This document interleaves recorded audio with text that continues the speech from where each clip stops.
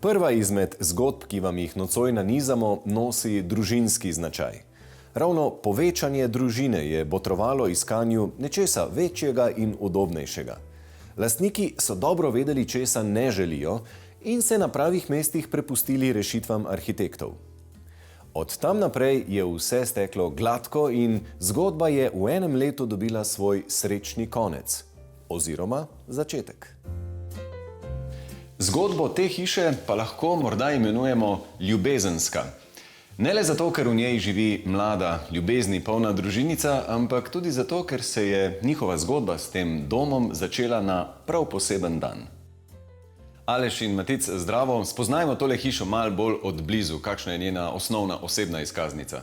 Ja, hiša je velika približno 150 kvadratov, razporejena je v 2 etaži. Sama zasnova je dosti klasična, kar pomeni, da imamo vstop v pritličje, kjer so bivalni prostori, in pa v nadstropju so pa glavne spalnice. Ja, v bistvu je poseben sistem je tle, da hiša ima združeno v bistvu talno gretje in talno hlajenje. Tako da se v bistvu ohlaja in hladi skozi večje površine, da se ohranja konsistentna temperatura. Sama konstrukcija je lesene skeletne gradnje, tako da v bistvu hiša ima tudi pasivni standard. Kot dopolnitev izrabe učinkovite energije se pa uporablja tudi rekuperacijski sistem. Glavni vir ogrevanja in hlajenja pa predstavlja zunanja enota toplotne črpalke, voda, zrak. Lastnika sta se z arhitektoma povezala, ko je bila hiša že zgrajena do 3. gradbene faze, potem pa je sodelovanje potekalo vse do vselitve. In kakšne so bile izhodiščne želje? Kje ste se ujeli najbolj z naročnikoma? Urška in Rok sta si želela predvsem tako brezčasno sodobno hišo. Glavno izhodišče je tudi v bistvu neka osnovna barvna shema. To so bili nevtralni materiali v kombinaciji z lesenimi poudarki. Ena taka posebna želja je bila pa tudi to, da si želita zaprte elemente. Želja pa predvsem bila, ker osrednji prostor je bil odprt, velik, da se glavni pohištveni elementi, kot je otok, sedežna garnitura, jedilna miza, postavijo prosto stoječe, brez da se dotikajo sten. Okoli njih omogočena ena krožna pot, kot sedežna garnitura, ki ni klasična garnitura, kjer je jasno določeno njeno hrbtišče in kam je obrnjena, ampak je sestavljena kot nek modularni element za poležavanje, skoraj v bistvu tako kot en tak podest, ki ga lahko sestavljamo in spreminjamo.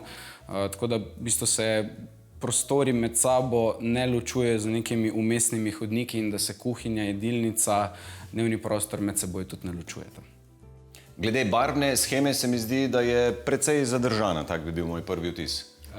V bistvu vedno je tako mogoče, da ko opremljamo hišo ali pa eno stanovanje ali pa snujemo projekt, vedno te večje površine, ko vemo, da jih ne bomo menjali dalj časa, vzamemo eno skalo, ko si je majčkeno bolj sinhrona, mogoče bolj nevtralna, pastelna, in v bistvu to vzamemo kot izhodišče. Potem tem materialom pa tem barvam se pa dopolnjujejo barvni poudarki, kot so recimo ena taka posebna oblazinjenja na primeru kamina, ki se ponavljajo pol s celotno hišo, čez predprostor, čez spalnico je v bistvu en motiv protcev bil, ki smo jo z sodelovanjem z mizarjem naredili v bistvu takih nepravilnih oblik po šabloni in so v bistvu ta oblazinjenja, potem tisti barvni poudarek, ko pa dodajo neko dinamiko v prostoru. Urška, kaj je botrovalo odločitvi za hišo?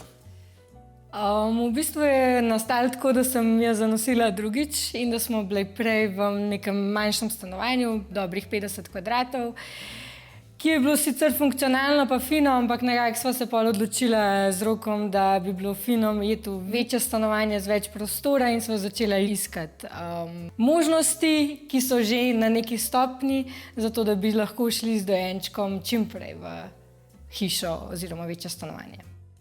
Urška in Rok sta namesto večjega stanovanja našla pravšnjo hišo v 3. gradbeni fazi. Kako ste se potem ujeli z arhitektoma, ko je bilo treba dati določene ideje in želje na papir? V bistvu sem redna gledalka vaše oddaje. Lepo. In sem imela že nek seznam arhitektov, ki so mi po svojih projektih, ki so jih predstavili v vaši oddaji, všeč. In potem sem jih kontaktirala. In z arhitektoma Maticom in Alešom smo se zelo hitro ujeli. Je bila vajina ideja glede teh zadržanih, nežnejših barvnih odtenkov?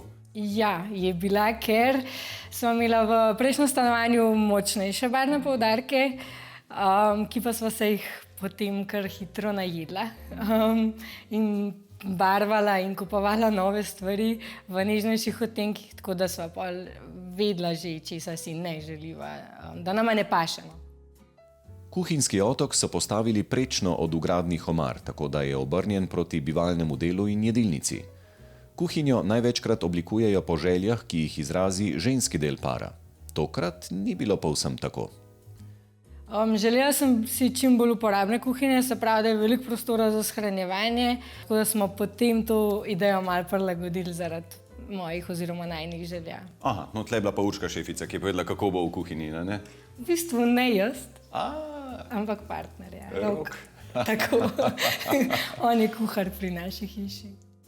V obdobju COVID-19 so mnogi ostali doma. Temu sta se prilagodila tudi Urška in Rok, zato so jima uredili poseben prostor za delo od doma. Kopalnica je namenjena tako higieni kot sprostitvi. Ja, z naročniki smo malenkost spremenili organizacijo kopalnice. In sicer smo kopalnico razdelili na dve coni, na mokro cono, pa v bistvu cono glavne uporabe, če tako rečem. Te mokre coni pomeni, da smo združili tuš kabino in prosto stoječ kad.